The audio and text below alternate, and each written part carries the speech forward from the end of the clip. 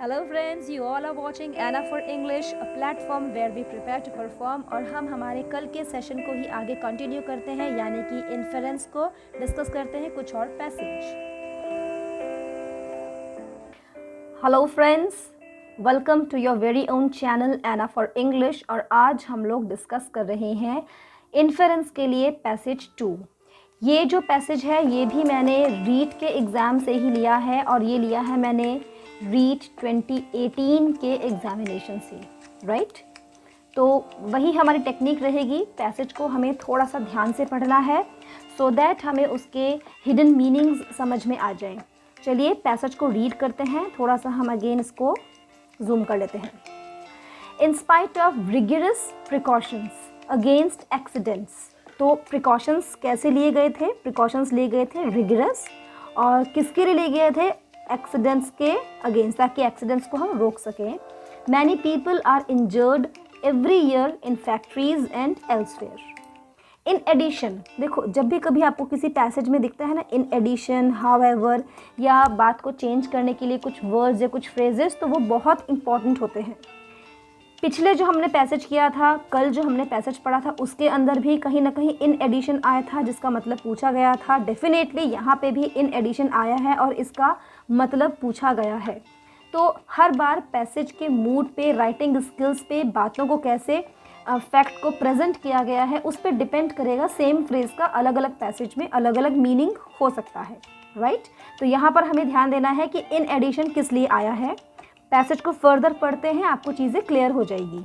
In addition, some people are born with physical disabilities, they are either blind or deaf or in some way deform from birth. यानी कि इन्होंने accident जो हो जाते हैं उन्हीं के क्या क्या कॉन्सिक्वेंसेज हैं, उन्हीं के क्या क्या आगे चीज़ें हो सकती हैं, उसी चीज़ को एड ऑन करके बताया है, right. Up to quite recent times, little planned action was taken to fit handicapped people for employment. Employment के लिए handicapped people को अगर हम employment देते हैं तो ऐसी चीज़ों के लिए बहुत छोटे, little से यहाँ पर मतलब क्या हुआ, क्योंकि uncountable चीज़ है तो उसलिए हमने काम में लिया है little, लगभग न के बराबर। ऐसे actions लिए गए हैं।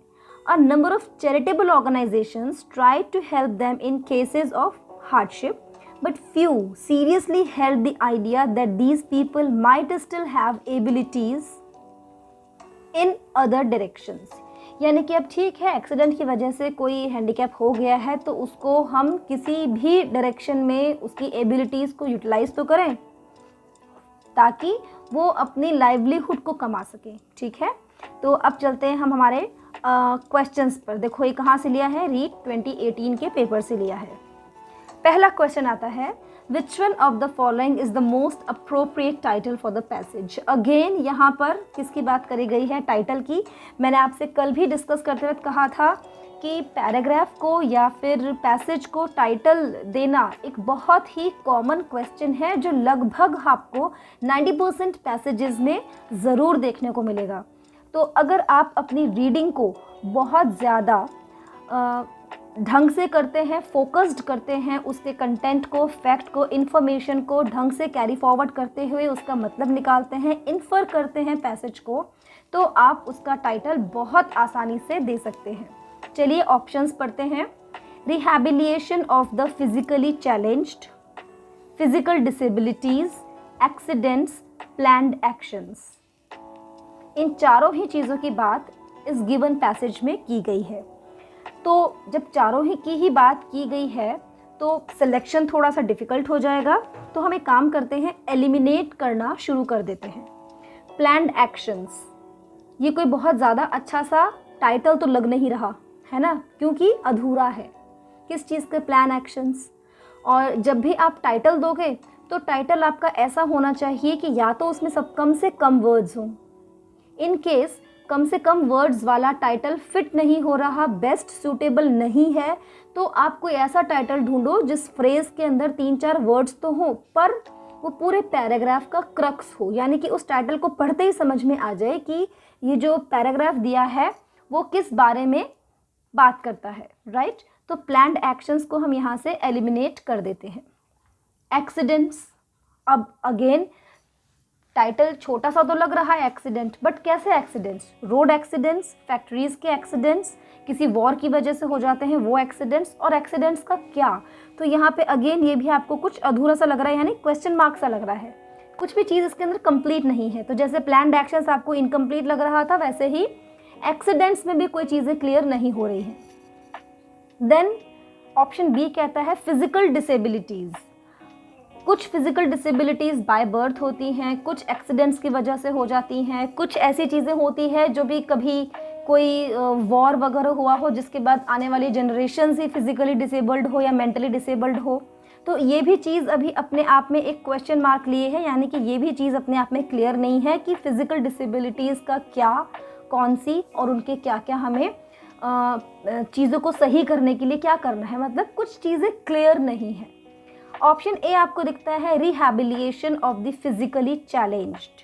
तो ये जो आपका टाइटल बनता है, it is very very very correct. तो यहाँ पर हम ऑप्शन ए को एज अ टाइटल लेके चलते हैं, ऑप्शन ए को हम एज टाइटल लेके चलते हैं, क्योंकि इस वाले ऑप्शन के अंदर चीज़ें बिल्कुल क्लियरली समझ में आ रही हैं कि जो भी फिजिकली चैलेंज्ड हैं, नो मैटर वो बाय बर्थ हो या फिर वो किसी एक्सीडेंट की वजह से हो, पर उनके रिहैबिलिटेशन की बात कही है। और पैसेज में कहीं थर्ड या फोर्थ सेंटेंस से शुरू हो जाता है कि फिजिकली चैलेंज्ड को या एक्सीडेंट में जिन लोगों को डिसेबिलिटीज़ हो गई हैं उनको कैसे एम्प्लॉयमेंट दिया जाए, राइट।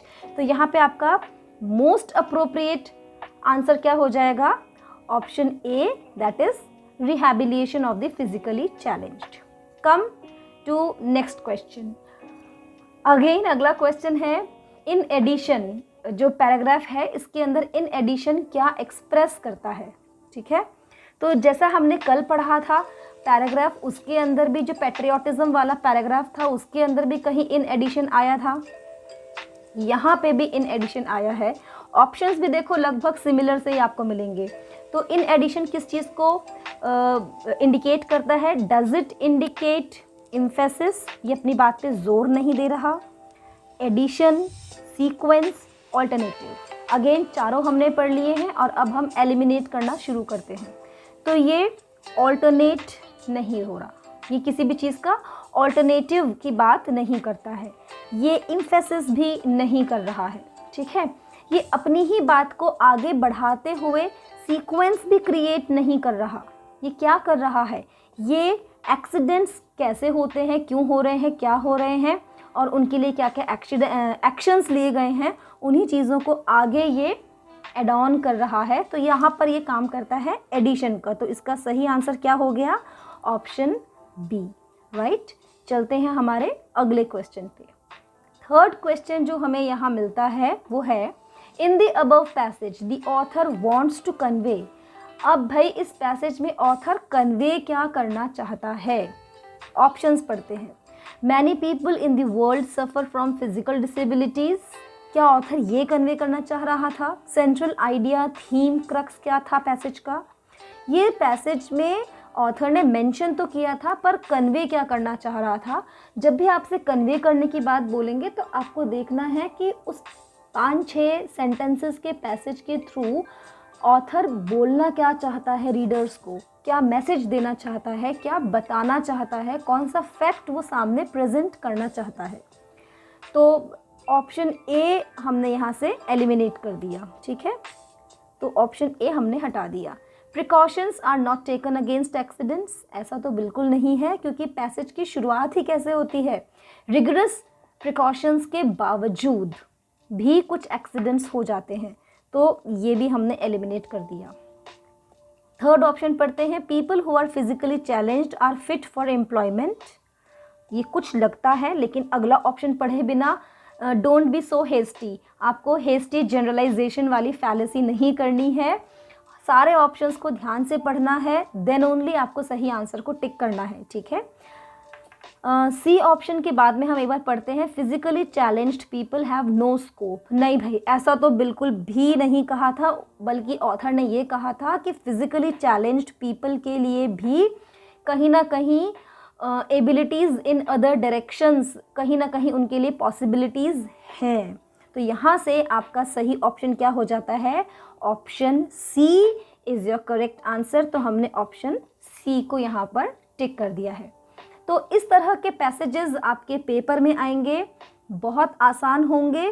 और आसान कोई चीज़ कब लगती है, जब आप उसके ऊपर पूरा फोकस करके उसको पूरी तसल्ली के साथ आराम से उसको पढ़ते हो, समझते हो। आप कोई टॉपिक भी अगर नया पढ़ रहे हो, बिल्कुल नया रॉकेट साइंस जैसा टॉपिक भी अगर आप पढ़ रहे हो, कोई भी नैनो टेक्नोलॉजी जैसा टॉपिक भी पढ़ रहे हो, पर आपने उसको बहुत पेशेंटली ध्यान से पढ़ा है, तो वो चीज़ आपको इजी लगेगी, समझ में आती जाएगी।